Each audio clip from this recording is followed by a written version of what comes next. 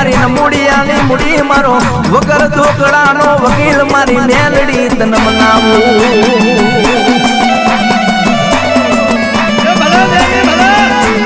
એ બાપ કદાચ અણદા ભગા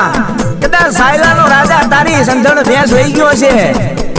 અને કદાચ રાજાના રાજમાં જઈને કદાચ રાજાની રાણીઓ નો ધુણાવું રાજાની ઘોડીઓ નો ધુણાવું તો અડધા ભગા કદાચ તારા કણ ભાગલે મેલડી આઈ નથી હોમાં